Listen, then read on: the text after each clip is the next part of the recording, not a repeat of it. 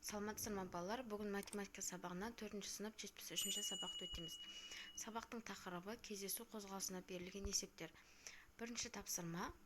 Алматы қаласында сәулетші Зенковтың ұсынысымен қандай ғимараттар бой көтергенін анықта. Мәні 1963 болатын өрнектерді тап. Бірінші Алматы федералды қасиетті Вознесенский соборы. Екінші қазіргі Қызылтаң маталар дүкені. Үшінші Верный ерлер гимназиясы, қазір Бегалин атындағы мемлекеттік балалар кітапханасы болып аталады. Екінші тапсырма. Нұрсұлтан еліміздің айрықша сәулетті қаласы. Қалада 5 километр 500 метрге созылған мыңжылдық жаяу жүргіншілер аллеясы бар.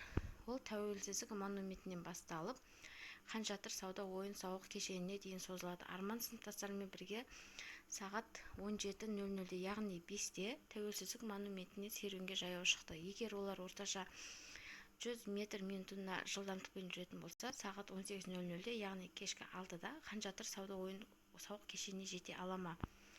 Бұлар 18:00-де, яғни 6-да Хан Шатырға жете алады екен. Үшінші тапсырма. Екі ұшақ екі қаладан бір уақытта бір-біріне қарама-қарсы бағытта ұшып шықты. Екі қаланың арасы 4650 километр. Олар бір уақытта С қаласына келіп қонды. Біреуінің жылдамдығы 750 км сағатына, ал екінші жылдамдығы 800 км сағатына. Олар неше уақыт ұшты? Бұл жерде теңдеу құрамыз. Біздің белгісіз мәніміз 3-ке тең. Олар демек 3 сағат уақыт ұшты деген сөз. Төртінші тапсырма. Екі қаланың арасы А километр. Олардың бір-біріне қарама-қарсы бағытта екі велосипедші шығып, Б сағаттан кейін кездесті. Бірінші велосипедшінің жылдамдығы С километр сағат. Екінші велосипедшінің жылдамдығы қандай?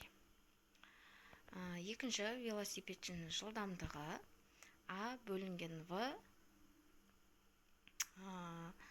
аламыз С.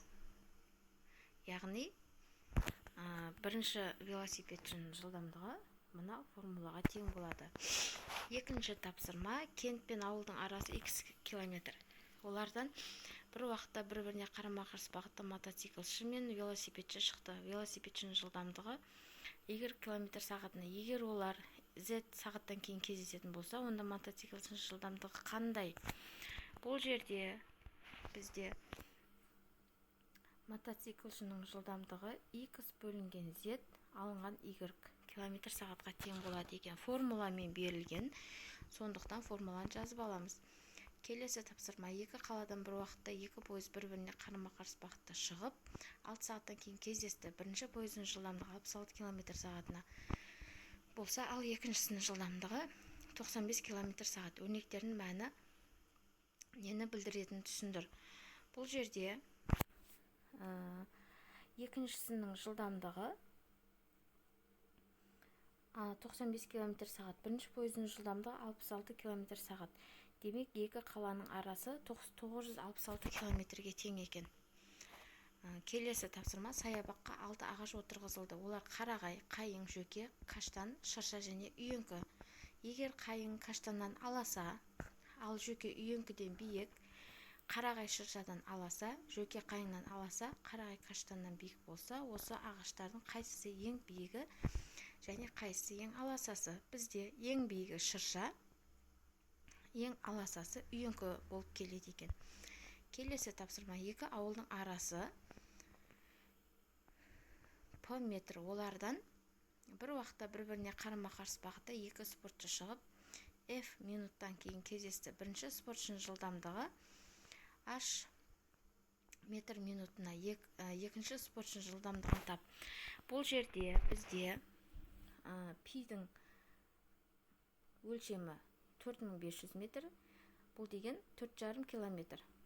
F 5 минут және H 400 метр минуты берілген. Мәндері берілген. Енді екі спортшының жылдамдығы бізде 500 метр минутқа тең болады екен. 4500-ді 5-ке бөлеміз, одан шыққан санды 400-ден алып тастаймыз. Демек, 4500-ді 5-ке бөлсек 900, 900-ден 400 алып тастаймыз, 500. Келесі тапсырма.